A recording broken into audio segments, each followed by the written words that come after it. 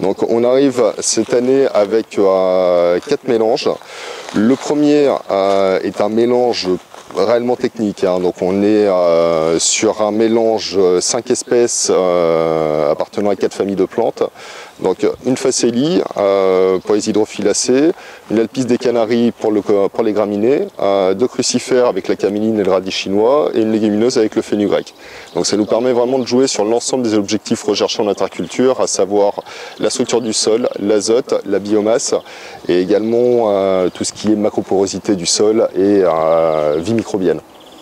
Donc là on est sur quelque chose qui va se semer autour de 12 kg, 12 kg 5 hectares. Pour un coût de semence qui va être autour de 45 €.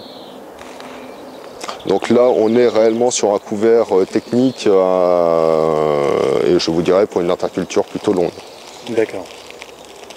Donc en parallèle à ça, on a également lancé l'an dernier un mélange avec un coût de semence hectare nettement plus réduit, où là l'idée est de s'assurer une couverture de sol en s'affranchissant des aléas climatiques. On sait que c'est quand même la grosse difficulté avec les couverts. Oui. Dès qu'on arrive sur des conditions très très chaudes sur la fin août, la levée peut être retardée et dans ce cas-là, bien sûr, le développement de biomasse est également impacté. Donc on a cherché à avoir un mélange avec 2 espèces estivales qui vont se développer dans des conditions très très chaudes, donc à savoir le Niger et le Moa, qu'on a associé avec la caméline. La caméline qui a la particularité de pouvoir continuer sa croissance en jours descendants et également d'avoir une sensibilité au froid beaucoup plus importante, hein. On va avoir une tolérance qui va aller jusqu'à moins 10 degrés. Donc on peut avoir une espèce qui passe l'hiver et avoir cette espèce relais qui permet de mener le couvert au moment où on souhaite le détruire très concrètement. Donc là on est sur un coût de semence hectare qui va plutôt osciller autour des 15-20 €. Donc on est quand même sur un couvert nettement plus économique, hein. On jouera certainement moins sur la dimension azote du fait qu'on n'a pas de légumineuses dans le mélange. Souvent c'est la légumineuse qui fait monter le prix du mélange.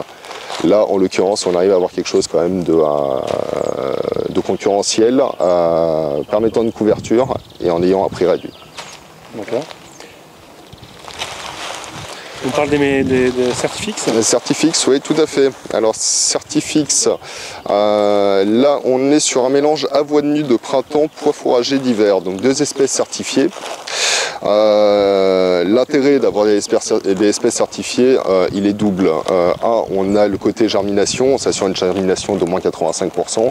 On sait qu'il y a eu certains problèmes avec quelques lots importés où les germinations n'étaient pas au rendez-vous et là on avait quand même un sérieux problème. Le deuxième point intéressant, c'est au niveau des impuretés. On évite les problèmes de graines étrangères. Je pense notamment à la folle avoine dans certaines espèces d'avoine où le problème est simple, hein, c'est que c'est très très difficile à trier. Là, du fait de l'absence d'écorce, ce problème est éliminé sur de l'avoine nue, hein, tout à fait. On évite ces problèmes de triage tout en gardant un PMG faible. Donc on retrouve un peu les intérêts connus de l'avoine, hein, c'est-à-dire ce côté nettoyant, ce côté production importante de biomasse, et en enlevant, je vous dirais, les quelques effets négatifs qu'on connaissait sur cette espèce, à savoir essentiellement la folle avoine. Et donc le dernier mélange que nous lançons cette année, c'est un mélange qu'on a baptisé Oléofix.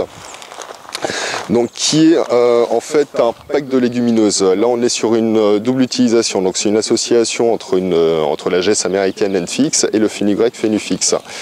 En fait c'est la première utilisation, ça va être des légumineuses à semer en même temps que le colza. Donc ça c'est lié à un ensemble d'essais qui sont menés aujourd'hui par le Cetium, où on a bien pu voir que les légumineuses permettaient à la fois de ramener un peu d'azote pour le colza, d'avoir un effet sur la structure du sol qui permet une meilleure implantation du pivot du colza et également un effet au niveau maîtrise des adventices. Donc ces produits-là sont testés maintenant depuis 2 ans par le Cetium avec des résultats très très intéressants, notamment au niveau rendement où on avait quand même un petit plus par rapport à une modalité sans couvert. Et donc de plus en plus on s'oriente vers ce genre d'implantation qui permettrait encore de réduire la fumure azotée par la suite sur le colza. La deuxième utilisation, là ce sera plutôt pour une interculture longue, donc je pense plutôt à la plantation d'un maïs. Ça pourrait être donc l'associer par exemple avec une avoine nue de printemps pour l'implanter devant maïs et avoir un couvert qui va perdurer pendant tout l'hiver. L'idée là est de fixer un maximum d'azote pour le maïs suivant.